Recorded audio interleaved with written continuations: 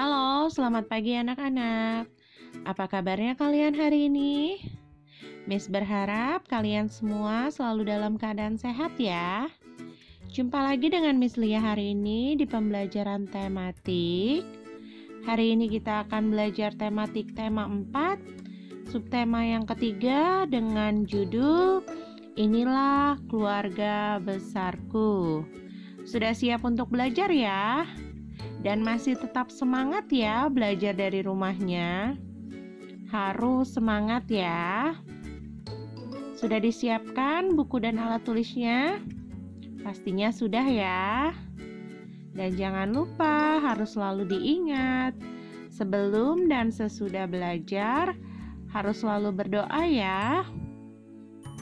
Di pembelajaran sebelumnya kita sudah belajar tentang keluarga kecil atau keluarga inti. Nah, sekarang kita akan belajar tentang keluarga besar. Apa sih keluarga besar? Keluarga besar terdiri atas kakek, nenek, ayah, ibu, paman, bibi, dan saudara-saudara sepupu. Anggota keluarga besar memiliki umur, kegemaran, dan kegiatan yang berbeda-beda. Saling menghargai perbedaan akan menambah kerukunan. Memiliki keluarga besar merupakan anugerah dari Tuhan. Kita harus saling menyayangi antar anggota keluarga besar. Jika salah satu mengalami kesulitan, maka kita wajib menolongnya. Menjaga kerukunan adalah salah satu cara bersyukur kepada Tuhan. Kita harus selalu bersyukur kepadanya atas segala nikmat dan berkat yang telah Tuhan berikan ya. Keluarga inti terdiri dari ayah, ibu, dan anak saja. Nah, sekarang kita akan belajar tentang keluarga besar. Ayah dan ibu mempunyai orang tua. Kakek dan nenek merupakan orang tua dari ayah dan ibu. Ayah dan ibu juga mempunyai saudara. Paman merupakan sebutan untuk saudara laki-laki ayah atau ibu. Bibi atau tante merupakan sebutan untuk saudara perempuan ayah atau ibu. Paman dan bibi mempunyai anak. Nah, anak dari paman dan bibi kita sebut sepupu. Dan aku merupakan keponakan dari paman dan bibi. Paham tidak? Agar lebih memahaminya, yuk kita lihat tabel silsilah keluarga berikut. Nah, ada kakek dan nenek. Kalian bisa lihat di gambarnya ya. Kakek dan nenek mempunyai anak.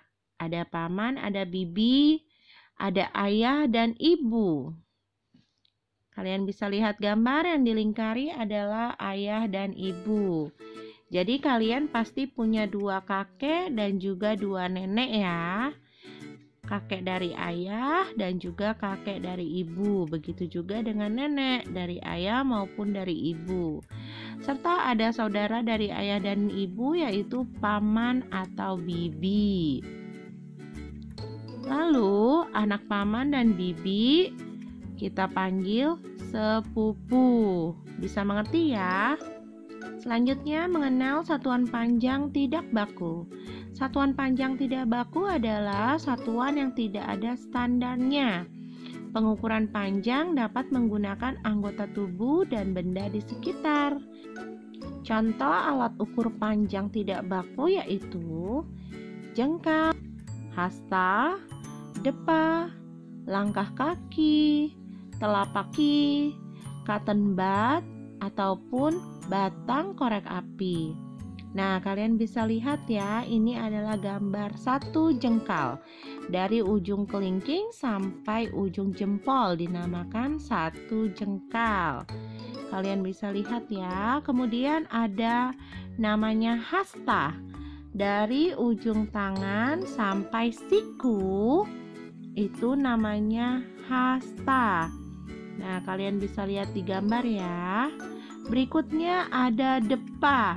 Satu depa yaitu panjang dari tangan kanan hingga tangan kiri yang direntangkan. Namanya satu depa. Kemudian pengukuran tidak baku juga bisa menggunakan tali.